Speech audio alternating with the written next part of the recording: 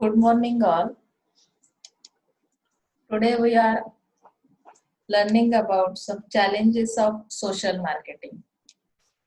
Last lecture, we have seen some features, needs, and evolution of social marketing. So let us see first which challenges are there. Major challenges are to educate. First one, education is aimed at individual behavior change. Without education, nothing is possible. जसं की आपल्याला माहिती education शिवाय कुठलाही बदल हा जो घडतो तो चांगला असेलच असं नाही. म्हणजे काय की कुठल्याही कंझ्युमर बिहेवियर चेंज करायचं असेल, तुम्हाला इम्पॅक्ट करायचं असेल तर त्याला अगोदर प्रॉपर एज्युकेशन देणं खूप गरजेचं आहे. While we can think of the social behavior as a products we want people adopt and use, there are some important problems that social marketer that complicate the transfer of the business marketing model to selling health and social behavior. म्हणजे आता यामध्ये असं सांगण्याचा प्रयत्न केला की हे challenging का आहे एज्युकेशन प्रोव्हाइड करणं. तर इथे तुम्हाला ज्यावेळी सेलिंग केलं जातं तर त्यावेळी तुमच्या प्रॉब्लेम्स काय आहेत किंवा जे काही तुमचे कॉम्प्लिकेशन्स आहेत तर या मार्केटिंग मॉडेलच्या थ्रू तुम्हाला सॉल्व्ह करायचे किंवा तो जो काही एक्सपेक्टेड बिहेवियर मधला चेंज आहे तर तो करण्यासाठी एज्युकेशन देणं हा जो पार्ट येतो तर तो थोडासा चॅलेंजिंग असणार आहे. कारण प्रत्येक कस्टमरची ती वॉन्ट असणार नाहीये. प्रत्येक कस्टमर त्या पद्धतीने बाईंग करेलच असं नाही. Products are often thing most people do not want particularly.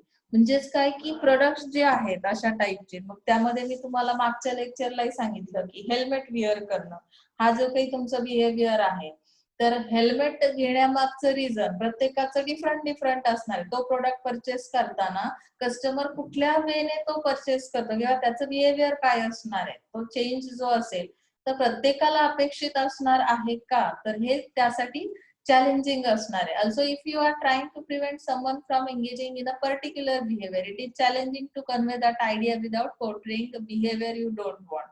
म्हणजे जसं की फॉर एक्झाम्पल तुमच्या काही हॅबिट्स आहेत. सपोज आता ड्रिंकिंग आणि ड्रायव्हिंग हा जो आपण पार्ट बघितला की तुमच्या बिहेवियर मधला हा जो पार्ट आहे तर यामध्ये तुम्ही इतके engaging in a particular behaviour म्हणजे काय की ते हॅबिच्युअल झालंय तुम्हाला. आणि मग अशा केसमध्ये तुम्हाला एज्युकेशन प्रोव्हाइड करून काय करायचं की त्याच्यापासून तुम्हाला दूर घेऊन जायचं. तर हे सगळं करताना चॅलेंजिंग असणार आहे कारण ते इतक्या सहजासहजी शक्य होणार नाहीये.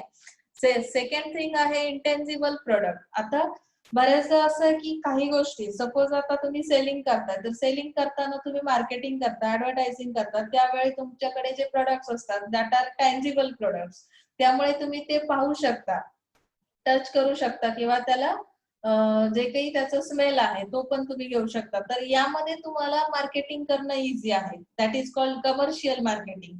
पण हे जे सोशल मार्केटिंग आहे इथे तुम्हाला काय करायचंय की प्रोडक्ट्स मटेरियल जे आहे ते तर सेल करायचे, त्यासोबत तुम्हाला एक आयडिया किंवा एक ऍटिट्यूड किंवा एक बिहेवियर तयार करायचंय. तर हे चॅलेंजिंग असणार आहे कारण की इथे जे काही तुम्ही सेल करताय तर इथे तुम्हाला जो अपेक्षित बदल आहे तो इंटेन्जिबल प्रोडक्ट्स आहे. ते आयडियाज किंवा ह्या गोष्टी तुम्ही दाखवू शकणार नाही आहात की तुम्ही जर सपोज हा प्रोडक्ट परचेस केला, कन्झम्पशन केलं तर याच्यानंतर होणारे जे बेनिफिट्स आहेत ते आज तुम्ही त्यांना दाखवू शकणार नाही. So it is called a intangible product. So social marketing is challenging in that case.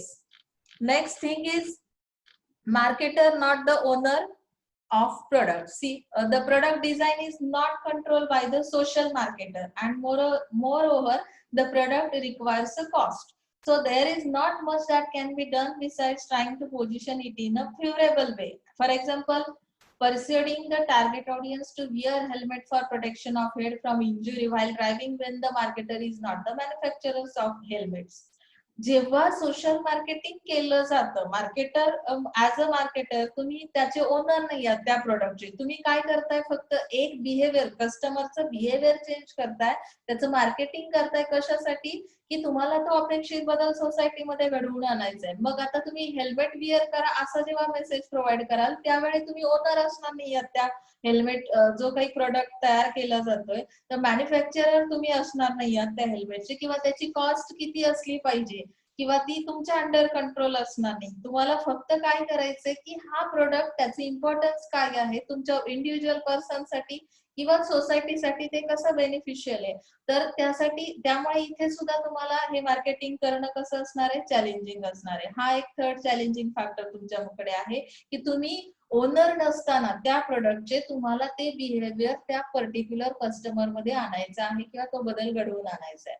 Second fourth one आहे टू मोटिवेट. आता मोटिवेशन कशा पद्धतीने दिलं जाईल की तुमचे जे सोशल मार्केटिंग मध्ये जे कोणी पर्सन्स आहेत तर ते तुम्हाला काय केलं जाईल की एक पर्टिक्युलर बिहेवियर तुमच्यामध्ये आणण्यासाठी काही स्टेप्स दिल्यात बघा. Quit smoking, give up an addictive behaviour, be uncomfortable, use available resources in sustainable manner, establish new habits, wear a bike helmet, use seat belt. जे तुम्हाला मी हे मागच्या लेक्चरला सांगितलं की मोटिवेशन कशा पद्धतीने देता येईल तर त्यासाठी हे एक्झाम्पल्स तुम्हाला दिले की काही गोष्टी तुम्ही remember something what, carry on bags for shopping. तर ह्या अशा पद्धतीच्या ज्या काही तुमच्या हॅबिट्स आहेत त्याच्यामध्ये बदल घडवून आणायचे आणि त्यासाठी तुम्हाला काय करावं लागेल की मोटिवेशन द्यावं लागेल किंवा पीपल्सला इन्फ्लुएन्स त्यासाठी झाला, पीपलवर तुमचा जे काही मार्केटिंग आहे त्याचा इम्पॅक्ट झाला पाहिजे. त्यामध्ये सांगितलं it is difficult for people to change habits they have had for a long time. आता सपोज तुमचं स्वतःचं एक्झाम्पल घेऊ शकता की एखाद्या गोष्टीची तुम्हाला फार वर्षापासून सवय आहे आणि अचानक तुम्हाला कोणीतरी येऊन सांगितलं, एक मेसेज दिला की तुम्ही अशा पद्धतीने नाहीतर या पद्धतीने गेलं तर तुम्हाला बेनिफिट मिळेल, पण ते लगेच ऍक्सेप्टन्स होणार नाही. कुठलाही बदल ऍक्सेप्ट करण्यासाठी एक पर्टिक्युलर टाइम पिरियड द्यावा लागेल आणि त्यानंतर तो बदल तुम्हाला लक्षात येईल. त्यामध्ये 50% 60% अशा पद्धतीने तुम्हाला काय करावं लागेल, ऍक्सेप्टन्स ठेवावा लागेल. आता सेकंड थिंग काय आहे चॅलेंजिंग बघा, कम्युनिकेशन बॅरियर. बऱ्याचदा आपला मेसेज हा चांगलाही असतो पण तरी सुद्धा कम्युनिकेशन मध्ये काही प्रॉब्लेम्स इथे क्रिएट होऊ शकतात. जसं की products that are intangible, so pose communication challenges. It is difficult to depict correct information during audience research because people may not to be willing to speak openly about an issue in front of others. म्हणजे बरेचसे social issues असे आहेत की ते चर्चेत येत नाहीत किंवा फ्रँकली ते दुसऱ्यांबरोबर इन्फॉर्मेशन शेअर केल्या जात नाहीत. मग अशा केसमध्ये तुम्हाला कम्युनिकेशन बॅरियर कसे येतात, तर मग तुम्हाला तो प्रॉब्लेमच आयडेंटिफाय नाही झाला तर तुम्ही कशा पद्धतीने तो मेसेज जो आहे तो फॉरवर्ड करायचा, त्यासाठी एक कुठली आयडिया तुमच्याकडे असणार नाही. कम्युनिकेशन बॅरियर इथे येऊ शकतात किंवा कन्व्हिन्स करताना तुम्हाला प्रॉब्लेम फेस करावे लागू शकतात. त्यामध्ये सांगितलंय की most of the time example दिले बघा, this resistance to speak about potentially embarrassing topics can limit the extent of word of mouth communication. आता सपोज तुम्हाला एखाद्या आजाराबद्दल माहिती द्यायची, त्यामध्ये तुम्हाला तर रेग्युलर माहिती की एड्स आणि HIV सारख्या आजारांबद्दल रेग्युलर मार्केटमध्ये कोणीही चर्चा करताना आढळणार नाही. तुम्ही हॉस्पिटलला गेलात, डॉक्टरांकडे जर त्याविषयी माहिती मागितली तर तुम्हाला तिथे मिळेल, पण जनरली पब्लिक प्लेसला तुम्हाला याबद्दल अवेअरनेस आणण्यासाठी ओपनली कोणीही तुमच्याशी कम्युनिकेट करू शकत नाही. तर मग कम्युनिकेशन बॅरियर त्यामुळे येतात आणि अशा पद्धतीचे हे चॅलेंजिंग बनतं सोशल मार्केटिंग. मार्केट अनालिसिस आणि मार्केट सेगमेंटेशन हा पुढचा पार्ट आहे. आता यामध्ये जेव्हा अनालिसिस करतो आपण, अनालिसिस करताना ग्रुप ऑफ पीपल्स तुमच्या in front of your eyes, म्हणजे तुम्हाला तुमच्या डोळ्यासमोर भरपूर अशी कस्टमर्स आहेत, त्यामध्ये सेगमेंटेशन करायचे, टोटल कम्युनिटी आहे, कम्युनिटीमध्ये हा बदल घडवून आणायचा असेल तर अनालिसिस करताना बऱ्याचदा काय होतं की तुमच्याकडे जी काही इन्फॉर्मेशन येते सोसायटी रिलेटेड आहे ती रिलायबल असेलच असं नाही किंवा तो जो डेटा आहे तो रिलिव्हंट असेलच असं नाही. त्यामुळे सेगमेंटेशन करण्यामध्ये सुद्धा इथे प्रॉब्लेम येतात. जनरली त्यांनी सांगितलं की काही सेगमेंट्स हे इग्नोर केले जातात. जसं की फॉर एक्झाम्पल एखाद्याला त्या गोष्टीची गरज आहे, तर सपोज एखादा स्मोकिंग करणार आहे, तुम्हाला ते स्टॉप करायचंय, पण बऱ्याचदा तुमच्याकडे आलेल्या डेटामध्ये त्याचं नावच असणार नाही कारण की त्या गोष्टी ओपनली केल्या जात नाहीत काही वेळेस.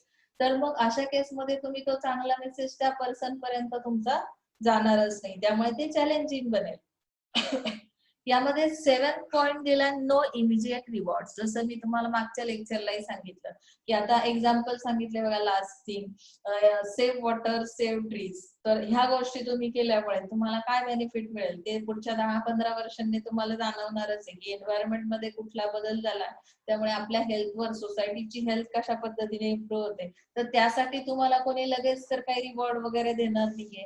मग तो सुद्धा एक चॅलेंजिंग फॅक्टर आहे की अशा पद्धतीचं बिहेवियर जर तुम्हाला कम्युनिटीमध्ये सर्व्हाइव्ह करायचं असेल किंवा लोकांमध्ये तो बदल अपेक्षित असेल, तर तो करताना तुम्हाला काही प्रॉब्लेम्स फेस करावे लागतील. ओके. 7 पॉइंट हे नेसेसरी असणार आहेत तुम्हाला. Social marketing unique value preposition असा आपला पुढचा टॉपिक आहे. त्यामध्ये युनिक व्हॅल्यू म्हणजे काय की तुमचं जे काही वर्क आहे ते युनिक असणार आहे. मग त्यामध्ये तुम्हाला ती युनिकनेस कशामुळे आलेला आहे त्यासाठी तुम्हाला काही स्टेटमेंट्स दिलेले आहेत, जे की आपण आता वन बाय वन बघणार आहोत की सोशल मार्केटिंग मध्ये नक्की काय आहे. हे बघा इथे दिलंय, relevancy, quantified value, unique differentiation, short and self explanatory, appealing headline, sub headline, bullet points and visual. त्याची एक डायग्राम पण आपण बघणार आहोत.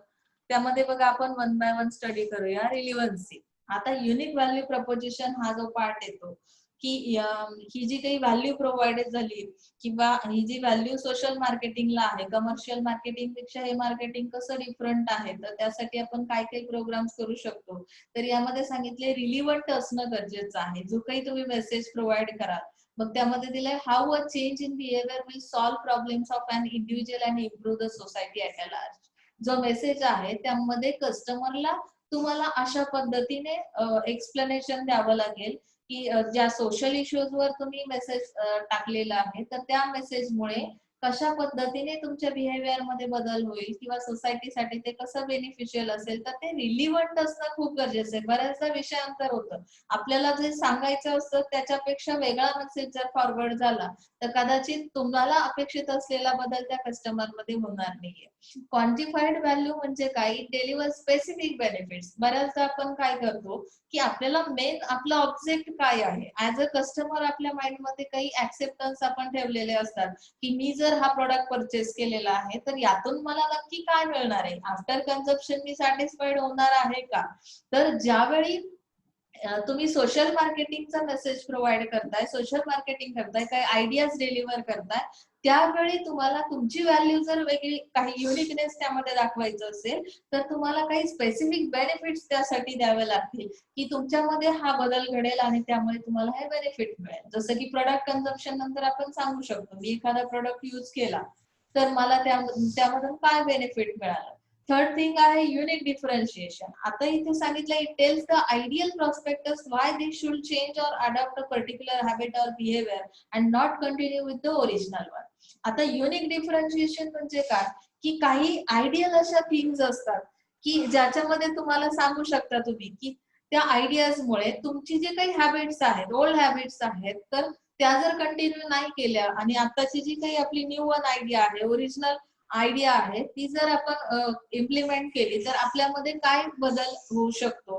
तर हा जो युनिकनेस आहे तो तुम्हाला डिफरन्स काय करावं लागेल, दाखवावं लागेल. म्हणजे जसं की आपण ओल्ड अँड न्यू यामध्ये काय, आता ओल्ड जनरेशन न्यू जनरेशन यामध्ये काय बदल आहे किंवा आपण न्यू ऍक्सेप्ट केलं तर आपल्याला काय काय नॉलेज मिळू शकतं. फॉर एक्झाम्पल स्टुडंट्स आहेत, आता आपण ऑनलाईन एज्युकेशन घेतोय, तर ऑनलाईन एज्युकेशनचे बेनिफिट्स काय आहेत, ओल्ड एज्युकेशन मध्ये काय होतं किंवा आता आपण हे ऍक्सेप्ट केलं पाहिजे का किंवा केलं तर आपल्याला काय बेनिफिट मिळेल. अशा पद्धतीने आपल्याला काय करायचंय की मोटिवेट करायचं आहे त्या कस्टमरला आणि त्या पद्धतीचा बदल त्याच्यामध्ये घडवून आणायचा आहे.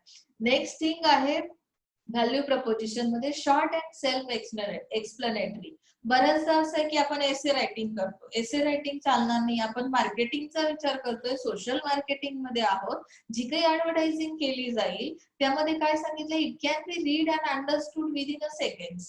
बऱ्याचदा असं असतं बघा, सोशल मीडियावर तुम्हाला एखादा व्हॉट्सअपवर पण मेसेज येतो, तुम्हाला जर तो 10 अप टू 12 लाईन्स मध्ये असेल तर तुम्ही बऱ्याचदा वाचण्याच्या अगोदरच काय करता, डिलीट करून टाकता, कारण तुमच्याकडे इतका वेळ नाही किंवा कदाचित तो अंडरस्टँड करेपर्यंत तुम्ही थांबणार नाही आहात. पण काही असे शॉर्ट टर्म मेसेज असतात वन लाईन मध्ये किंवा कमी शॉर्ट टर्म मध्ये ते दिलेले असतात, ते अंडरस्टँड पण होतात आणि त्याचा इम्पॅक्टही आपल्या माइंडवर झटकन होतो. जसं की आपण थॉट्स वगैरे बघतो की आपण ते 2 लाईन्स मध्ये जरी रीड केले तर अशा पद्धतीने तुमचं शॉर्ट आणि एक्सप्लेनेटरी मेसेज असणं खूप गरजेचं आहे. अपिलिंग म्हणजे काय असतं, तर it must be enticing enough to actually influence the readers to accept the idea. आता मला माझं ऑब्जेक्ट काय आहे ऍज अ मार्केटर, की माझी आयडिया ऍक्सेप्ट केली गेली पाहिजे. म्हणजे मला एक प्रकारे इथे माझ्या मेसेजच्या थ्रू काय करायचंय, कन्व्हिन्स करायचं आहे माझ्या टार्गेट ऑडियन्सला. तर मग तो जो कोणता मेसेज आहे तो अशा पद्धतीने इन्फ्लुएन्स केला पाहिजे रीडर्सवर, की ज्यामुळे ती माझी आयडिया त्यांनी ऍक्सेप्ट केली पाहिजे. मग असं बऱ्याच केसमध्ये आपल्या लक्षात येतं की बऱ्याचदा आपण कुठल्याही गोष्टीसाठी आता आपल्याला कन्व्हिन्स करायचं, आपला फ्रेंड आहे तर त्याला आपल्याला एका वाक्यामध्ये सांगून तर लगेच कन्व्हिन्सिंग होत नाही. त्याचं कारण आपल्याकडे असलेलं कम्युनिकेशन बॅरियर असेल, कम्युनिकेशन स्किलचा अभाव असेल.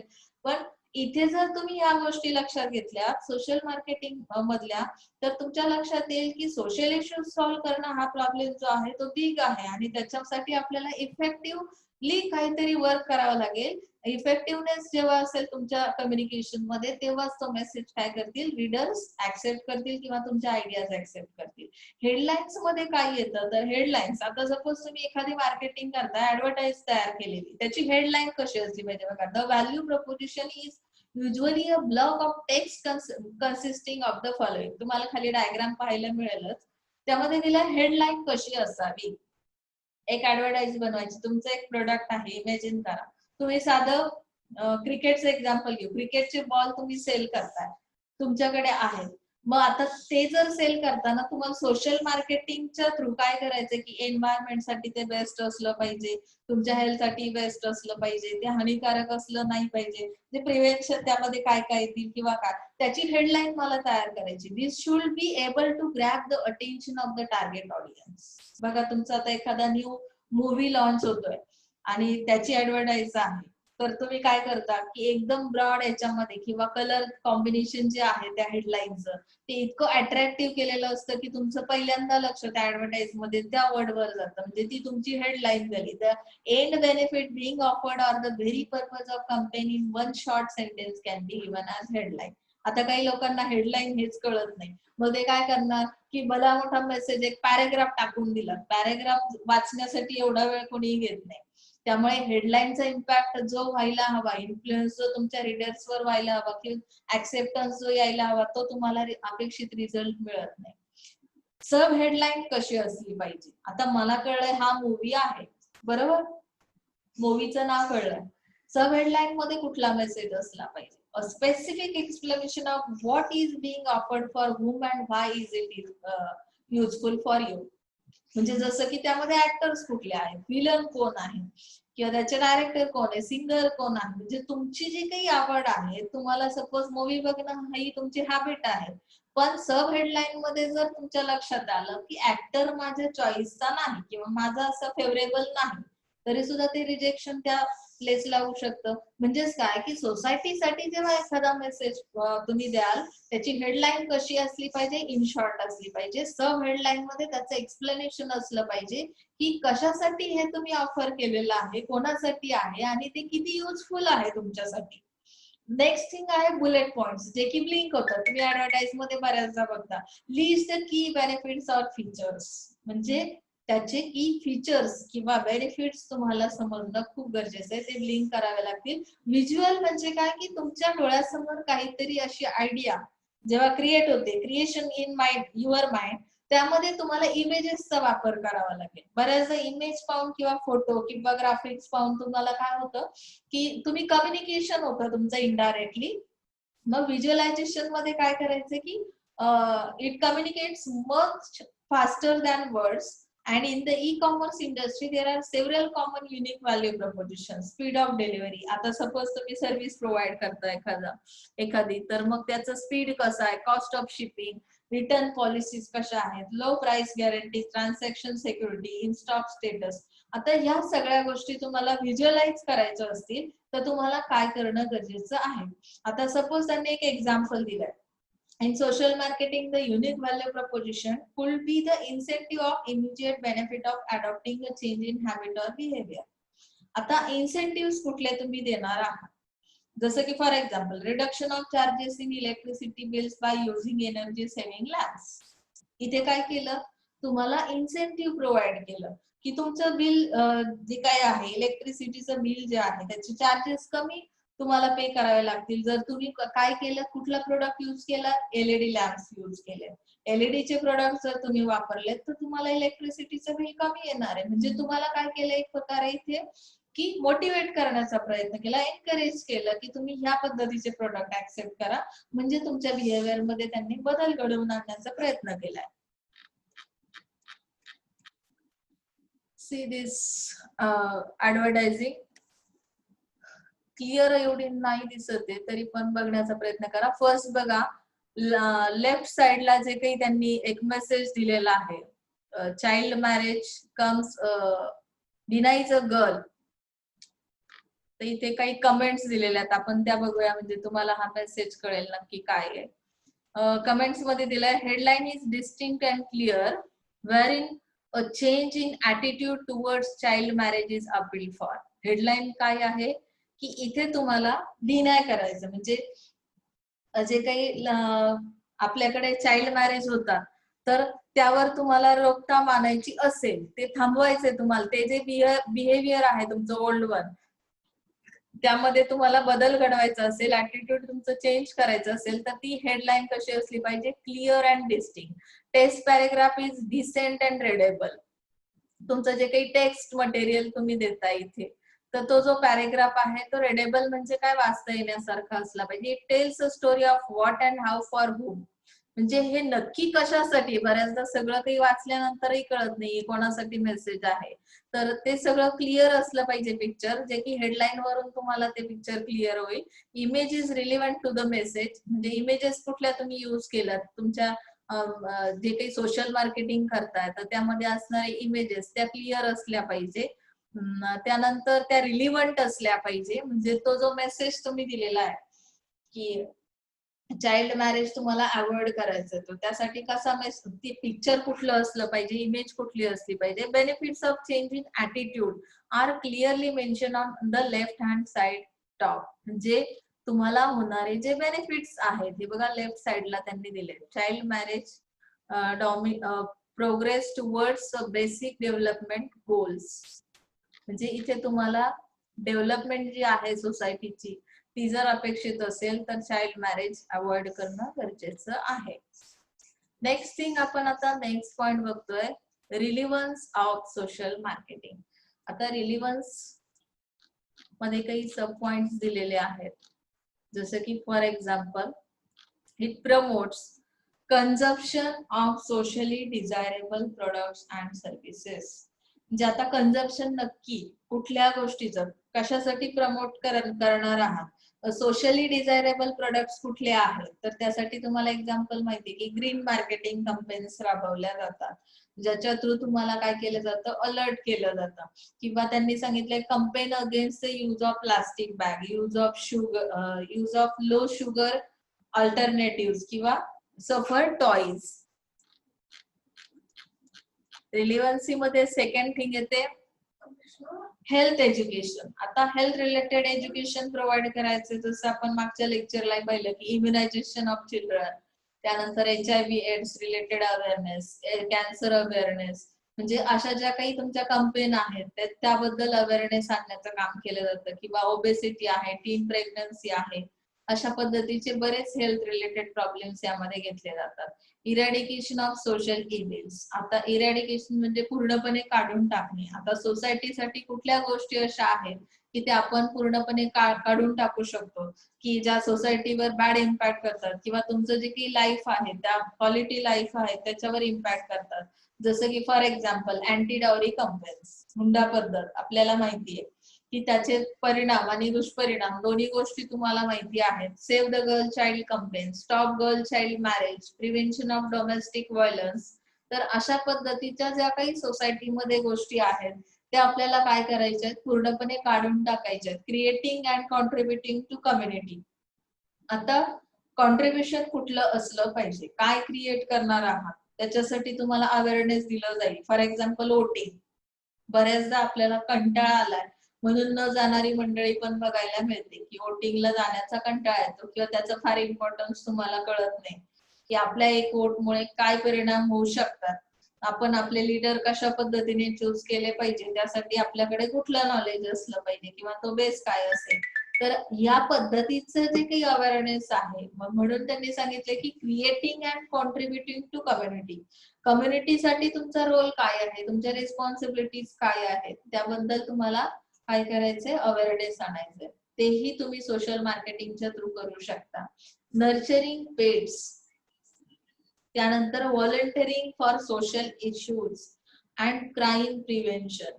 क्राईम वर पण तुम्हाला काही गोष्टी, जसं की क्राईम घडू नये म्हणून आपण काय करतो की त्या पद्धतीने एनकरेज करण्याचा प्रयत्न करतो की तुम्हाला या गोष्टीपासून कशा पद्धतीने धोका आहे किंवा आपल्या कम्युनिटीसाठी ते कसं हार्मफुल आहे. व्हॉलंटिअरिंग फॉर सोशल इश्यूज म्हणजे काय की तुम्ही जे काही इश्यूज सॉल्व्ह करताय त्यामध्ये तुम्ही स्वतः ऐच्छिक तुमची जे काही त्याला आपण म्हणतो की तुम्ही स्वतः ते ऍक्सेप्ट केलेलं आहे, तुमच्यावर ते लादलेलं नाहीये. सोशल मार्केटिंग मध्ये कधी तुम्ही पगारी नोकरी करू शकत नाही. इथे स्वतः तुमचे जे काही नैतिक मूल्य आहेत, मोरल व्हॅल्यूज आहेत, त्या जर असतील तरच तुम्ही अशा इश्यूज वर काम करू शकता किंवा तुम्हाला त्यामध्ये सक्सेस मिळू शकतो, तरच काहीतरी तुम्ही कॉन्ट्रीब्युट करू शकता कम्युनिटीसाठी. यामध्ये शेअरिंग इन्फॉर्मेशन, आता कुठल्या पद्धतीचे इन्फॉर्मेशन शेअर केल्या जातात. One of the best advantage of social marketing is that anyone can take advantage of it even from their home. आता सपोज सोशल मार्केटिंग जे आहे त्याची जी काही इन्फॉर्मेशन जनरेट केली जाते, यामध्ये दिलं sharing information generated by end user is what make social marketing effective. म्हणजे तुम्ही जे काही माहिती प्रोव्हाइड करणार आहात सोसायटीसाठी, पब्लिकसाठी, कस्टमरसाठी, टार्गेट ऑडियन्ससाठी, तर ही जी माहिती आहे, ही जी काही इन्फॉर्मेशन आहे ती कशी असली पाहिजे, इफेक्टिव्ह असली पाहिजे, त्यामुळे तुम्हाला इम्पॅक्ट जाणवला पाहिजे. मग त्यामध्ये त्यांनी सांगितलं की information that is often shared can be press releases, articles, blog post किंवा फोटोज अँड व्हिडिओज. आता ती इन्फॉर्मेशन कशी शेअर केली जाते, बऱ्याचदा मिसअंडरस्टँडिंग होण्याचे चान्सेस असतात. जसं तुम्ही सोशल मीडिया वापरता, सोशल मीडियावर तुम्ही काही ब्लॉग पोस्ट बघता किंवा काही फोटोज बघितले जातात, त्या फोटोज मध्ये काही कॉम्प्लिकेशन तुम्हाला वाटले किंवा फर्स्ट तुम्ही व्हिज्युअलाइज केल्यानंतर कस्टमरवर त्याचा कसा इम्पॅक्ट होतोय किंवा तो मेसेज राईट डायरेक्शनने प्रोव्हाइड केला जातोय का, तर ह्या सगळ्या गोष्टींची तुम्ही काय केले पाहिजे, प्रिकॉशन्स घेतले पाहिजेत. सेकंड थिंग येते change in pre व्हॅलंट behaviour.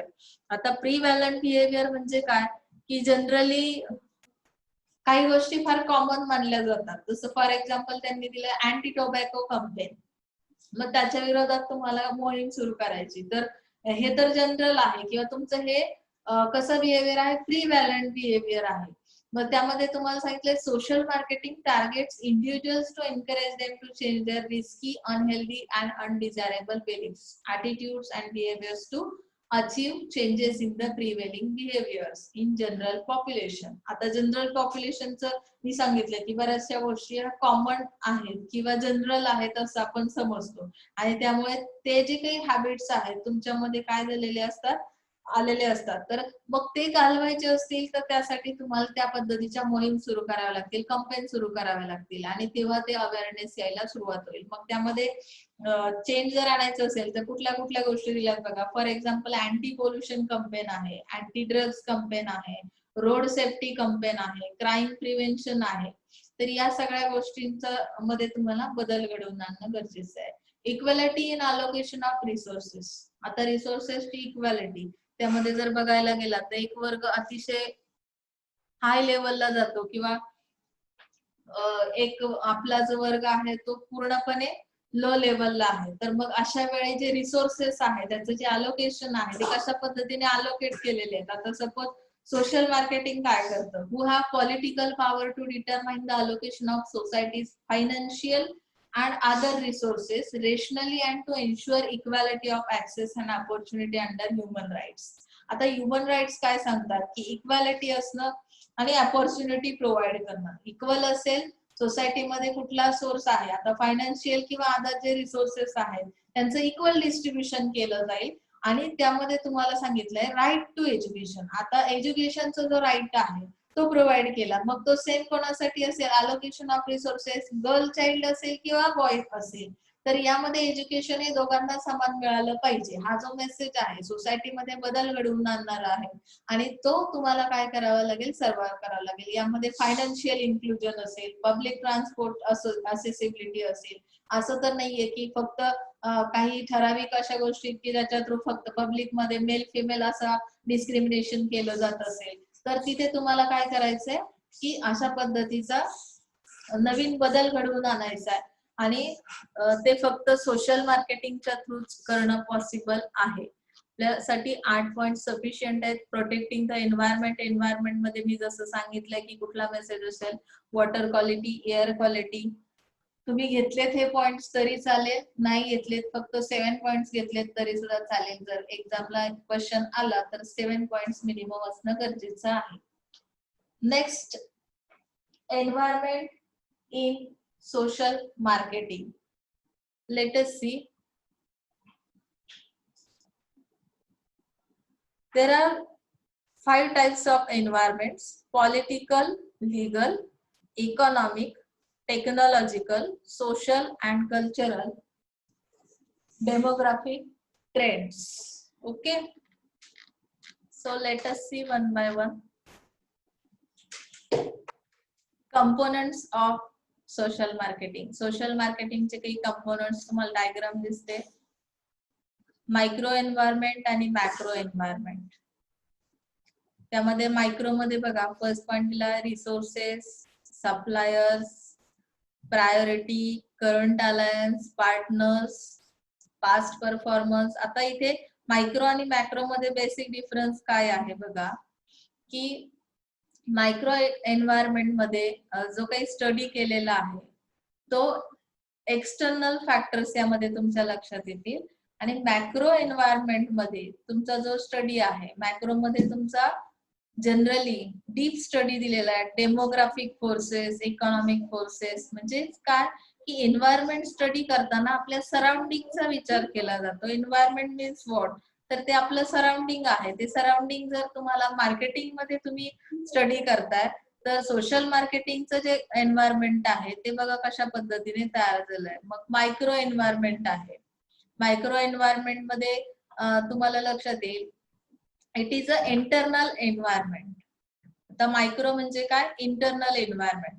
Internal environment मध्ये कुठल्या गोष्टी येतात, it is related to the organisation sponsoring or managing the social marketing efforts. आता सोशल मार्केटिंग जे काही एफर्ट्स घेणार आहेत कस्टमर बिहेवियर चेंज करण्यासाठी, तर त्यासाठी स्पॉन्सर शोधले जातील. It is related to the organisation sponsoring or managing the social marketing effort. If your internal environment you have some variables to make a decisions and influence your marketing efforts. आता micro environment मध्ये ते factor study करतोय आपण. जसं पहिला factor आहे resources. What is mean by resources? To see to the levels of funding for the project and the availability of adequate and skilled staff. म्हणजे suppose मला एखादी कंपेन सुरू करायची, एक्झाम्पल त्यांनी दिलं HIV एड्स प्रिव्हेन्शन रिलेटेड माझी campaign आहे, तर मग त्याच्यासाठी मला फंडिंग, माझा जो प्रोजेक्ट आहे त्यासाठी फंडिंग लेवल कशी आहे किंवा मला ते रिसोर्सेस कशा पद्धतीने अलोकेट करता येतील.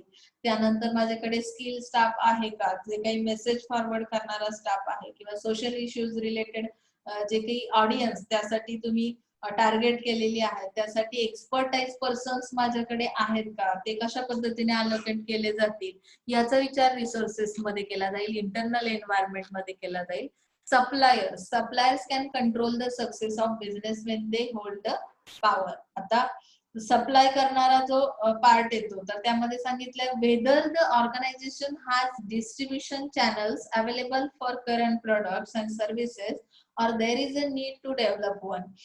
म्हणजे काय की इथे सप्लाय करणारी जी काही चेन आहे, मग त्यामध्ये तुम्ही जनरल कमर्शियल मार्केटिंग मध्ये स्टडी केलं असेल की होलसेलर्स आहेत, रिटेलर्स आहेत किंवा त्यांच्या थ्रू तुम्ही काय करता, एजंट्स आहेत, त्यांच्या थ्रू तुमचे प्रोडक्ट्स किंवा सर्व्हिसेस काय केले जातात, फायनल कस्टमर पर्यंत पोहोचवण्याचं काम केलं जातं. तर मग ते डिस्ट्रीब्युशनचे चॅनल सिलेक्ट करणं हा एक पार्ट याच्यामध्ये सप्लायर्स मध्ये येईल. Whether there are any concern with the current or potential quality of this service delivery. मग आता फायनल कस्टमर पर्यंत जर तो कस्टमर तो प्रोडक्ट किंवा सर्व्हिस घेऊन जाणारा हा मिडल पर्सन आहे किंवा डिस्ट्रीब्युटर आहे, तर तो तेवढा इफेक्टिव्ह असणं खूप गरजेचं आहे. सप्लायर्स जर तुमचे इफेक्टिव्ह असले नाहीत, तर कदाचित तो जो मेसेज आहे तो तेवढ्या प्रॉम्प्टली तुमचा जाणार नाही. तर प्रायोरिटीज कुठल्या, तर त्यामध्ये सांगितलंय to ensure that the social issues to be address by the organisation is a profoundly over other issues competing for resources and support. म्हणजे तुमचं प्रायोरिटी कुठल्या गोष्टीला दिलेली आहे. फक्त प्रोडक्ट्स आणि सर्व्हिसेस सेल करणं इथपर्यंत लिमिटेड आहे का, तुम्हाला यामध्ये काय करायचंय की सोशल इश्यूज डिफाईन करायचे आहेत, त्यावर तुम्हाला काम करायचंय. ऑर्गनायझेशनचं मेन जी प्रायोरिटी आहे तर ती त्यासाठी हे तुम्हाला सांगणं खूप गरजेचं आहे. सेकंड थिंग येते, नेक्स्ट थिंग येते करंट अलायन्स अँड पार्टनर्स. आता तुमचे पार्टनर्स कोण आहेत, स्पॉन्सर ऑर्गनायझेशनला कोण स्पॉन्सर करतं किंवा तुमचं जे प्रोजेक्ट आहे त्यासाठी स्पॉन्सरशिप कोणाची आहे, किंवा ऍडिशनल रिसोर्सेस तुम्ही कुठून कुठून फंडिंग साठी असतील ते कसे तुम्ही अवेलेबल केलेले आहेत. त्यानंतर एक्सपर्टाईज कुठले कुठले असणार आहे, टार्गेट पॉप्युलेशन कुठली आहे, जो मेसेज डिलिव्हर केला जातो त्यासाठी सप्लायर्स कुठले आहेत, मटेरियल डेसिमिनेशन काय आहे, या पद्धतीने इथे स्टडी केला जाईल. फिफ्थ वन आहे पास्ट परफॉर्मन्स. तुम्हाला ऍज अन ऑर्गनायझेशन म्हणून काय करावं लागेल, त्या प्रोजेक्ट रिलेटेड तुमचा पास्ट एक्सपिरियन्स किंवा पास्ट परफॉर्मन्स कसा आहे त्यानुसार काही बदल तुमच्या प्रोजेक्ट मध्ये घडवून आणावे लागतील. कस्टमर कसा आहे, customer are generally the needier section of society and audience providers आणि influencers also. And the competition, last thing, competition in social marketing is more complex because it is not with those who sell same or similar products. म्हणजे इथे competition हा जो part आहे, जसं product मध्ये material मध्ये आपण कॉम्पिटिशन करतो तशी कॉम्पिटिशन इथे आढळणार नाही. कारण ऑर्गनायझेशनचं जे काही एम आहे किंवा जे काही प्रोजेक्ट आहे ते एखाद्या पर्टिक्युलर इश्यू साठी असणार आहे आणि सेम सेम सिमिलॅरिटी तुम्हाला तुमच्या कॉम्पिटिटर कडे आढळणार नाही बऱ्याचदा. त्या लेवलची जे प्रोडक्ट्स मध्ये कॉम्पिटिशन आढळते ती या सोशल मार्केटिंग मध्ये आढळणार नाही. ओके, मॅक्रो एन्व्हायरमेंट आपण पुढच्या लेक्चरला स्टडी करूया. इथे आज आपण थांबतोय. Thank you so much.